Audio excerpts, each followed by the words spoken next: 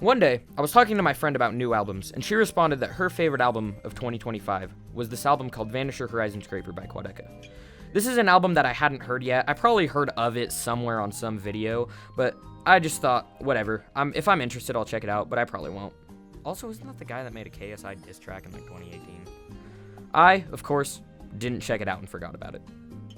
Until I was really sick and started watching a lot of Hive Mind videos.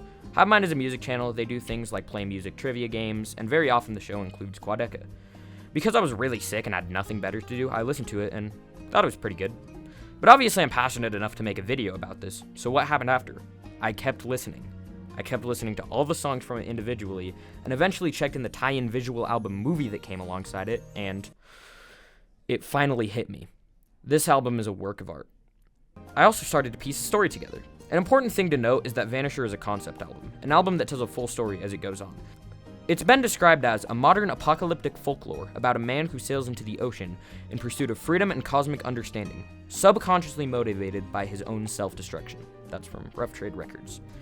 If you want to avoid spoilers, which is hard for a concept album, but whatever, maybe you don't want your interpretation ruined by mine, leave it there. It's about a guy who goes on a boat alone to try and find himself.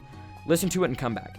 Even if you don't care about spoilers, it's an album that is absolutely worth listening to and incredibly interesting no matter your personal taste. I gathered what I interpret as the full story, so here it is. But before we get into it, I would like to get some ground rules. Number one, what I'm including when I piece this together. For the purpose of telling this story, I'm including the original cut of Vanisher Horizon Scraper as well as the visual album movie available on YouTube. I will not be including any vinyl exclusive tracks or any tracks added in the extended cut for simplicity and time's sake. Rule number two, you are right. This album is very abstract in its storytelling, including with the album movie, and if you have a different interpretation than mine, that is great. I would greatly encourage you to go listen to this album and form your own opinion on the story, as it can be interpreted in a very wide variety of ways. Quadeca himself has mentioned that the album is abstract and doesn't exactly tell a story because he would like you to personally put your own story together. Rule number three, I am wrong. The full true story of this album varies differently from my interpretation. Quad himself has confirmed this, but no matter how much I'm corrected, I like my idea more and I think it tells a more interesting story. And I'll tell you what that is, but again, form your own opinion. I'm gonna pull a Wendigoon and give you my untrue telling of events because I think it's more interesting. Death of the author, blah, blah, blah, blah, blah. With that being said, let's get into this. The first track on the album is No Questions Asked, starting with noises of the ocean on the shoreline, quickly followed by a calming guitar melody, with that being shortly followed by a smooth vocal from Quadeca on simply an O. This goes on to build for about 4 minutes, slowly building, adding more instruments like piano and various percussive instruments. After this, a choir starts to build, and the sole lyric of the song repeats, "I'll be there when no one is, no questions asked." The song takes away elements, leaving just vocals repeating the line and ending. Perfect way to start an album. The way I view it, our sailor here is singing to himself. We don't know what happens before the start of this song, but it's something to make him escape on this journey. He's telling himself that no matter what, he will be there for himself. There isn't another person there, so when he's singing to someone, it's about himself. Keep this in mind later. It may come up. The next song in the album, Waging War, starts very differently, but with nothing but these sharp synth stabs. A much more anxious and intense way of starting the song. The lyrics on this verse almost always start with the same line, "Who am I?" The chorus of the song is a breathtaking vocal from Alika, singing, "Breathe, take your own advice." I again think this is our sailor singing to himself, getting himself to calm down before going at sea. He's trying to get himself to calm down and remember why he's going on this journey in the first place, to find himself. The first song displayed his confidence, contentment, and feeling of necessity on going on this journey, while this song shows more anxiety and regret about it, despite him already being committed. The next song, Ruin My Life, shows our sailor finally going out to sea. The sailor reflects on his past experience and reflects on why he even came out to sea in the first place. He starts getting lonely, clinging onto anything that can give him comfort, including the eyes on the rotten potato skin, which eventually come back to basically poison him. He shows regret and tries to remember why he even came on this journey in the first place. Speaking of which, we don't actually know why he went out at all, and I think this is very intentional.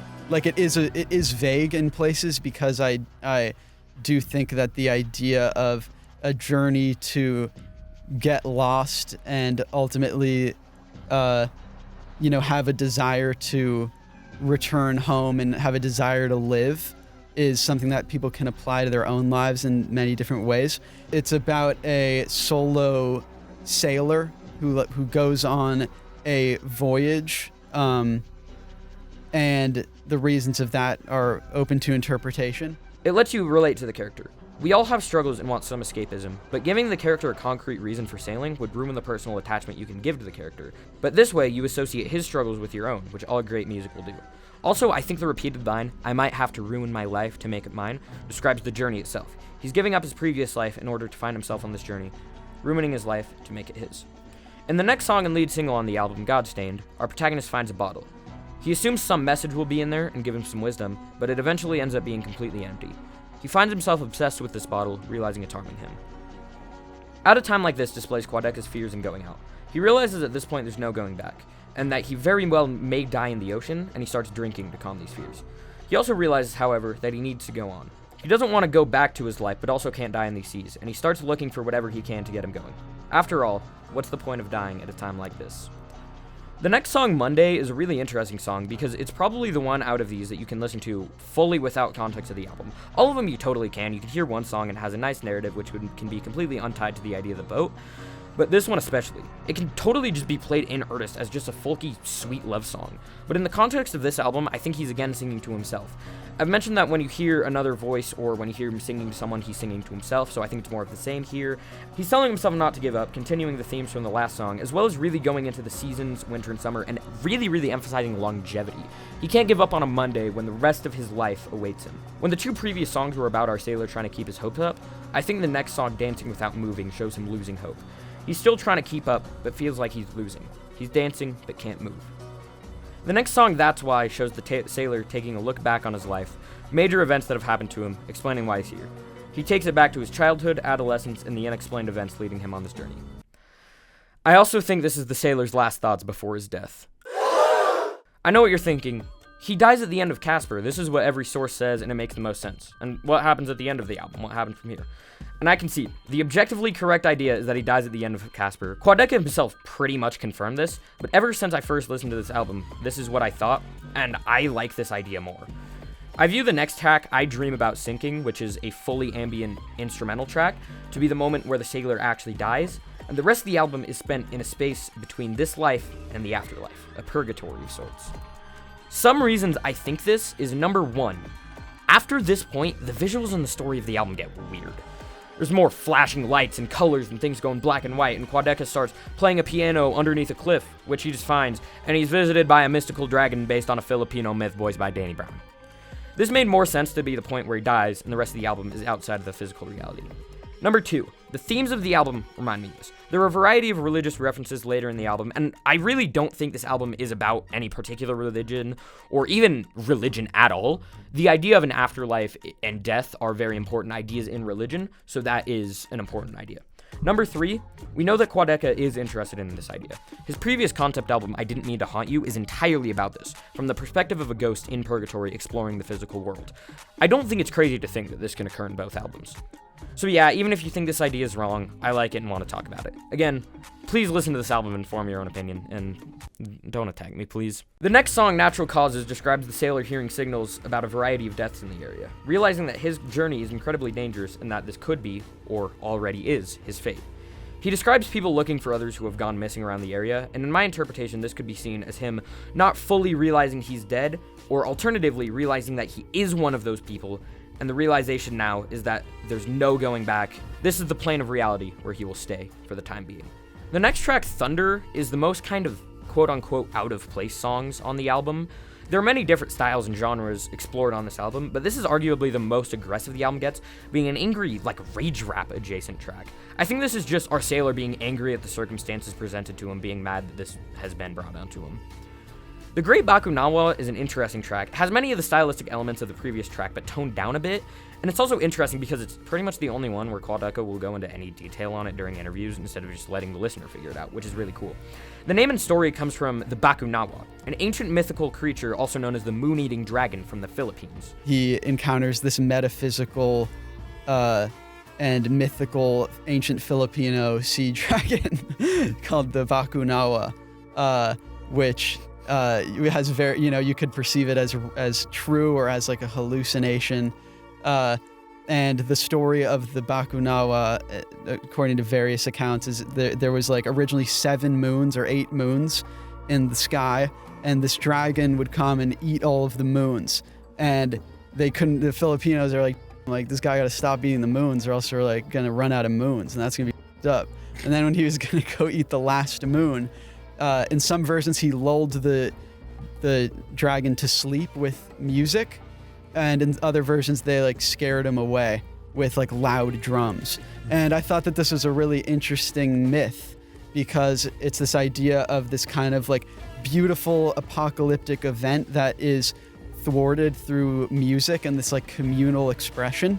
And I think that that relates to me in like my life, and the way that whatever dragons there are that exist within, you know, daily life and whatnot, that's how I try to subdue it or scare it away. Within the narrative of the album, I think that the sailor finds himself crossing paths with the dragon in the afterlife, seeing things around him become dark and apocalyptic and fading due to this dragon, which is also symbolic for death and perseverance. And he realizes that the strange purgatory is weird and plays by different rules, and he may not even be able to reach the horizon in this state, but he scares him off in an attempt to continue to find the horizon, even when odds are stacked against him.